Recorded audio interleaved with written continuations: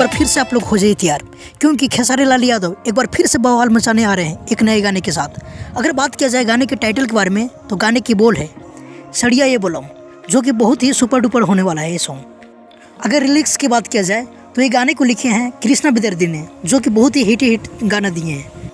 और अगर गाने की बात किया जाए तो ये खेसारी लाल यादव अपने दबंग आवाज़ों में गाए हैं, सिर्फ खेसारी लाल यादव, जो कि जिस प्रकार ऐसी ये बोलम वो गाना था कोमल सिंह के साथ, ठीक उसी प्रकार ये भी गाना है और बहुत ही बवाल बतलाया जा रहा है। अगर रिलीजिंग की बात किया जाए तो ये गाने को रिलीज किया जाएगा कल सुबह 5:45 में सुजुकी म्यूजिक ऑफिशियल पे, जो कि उस चैनल के द्वारा बहुत ही हिट सॉन्ग छोड़ गया है। तो कल आप लोग 5:45 में रहिए तैयार बवाल मचाने के लिए, क्योंकि खेसारी लाल यादव बवाल रिकॉर्ड तोड़ने के लिए फिर से आ गए हैं। आप देख सकते हैं नए नए तस्वीरें वहाँ से अपडेट हुआ है खेसारी के शूटिंग पर से। तो बहुत ही सॉन्ग है, एक नहीं बल्कि 3-3 4-4 सॉन्ग आने वाला है। तो अभी खेसारी लाल यादव के दिल से चाहते हैं तो ये वीडियो को लाइक जरूर करें और ज़्यादा से ज़्यादा शेयर करें, ताकि सभी ऑडियंस के पता चल जाए कि ये गाना फिर से आ रहा है बवाल मचाने के लिए।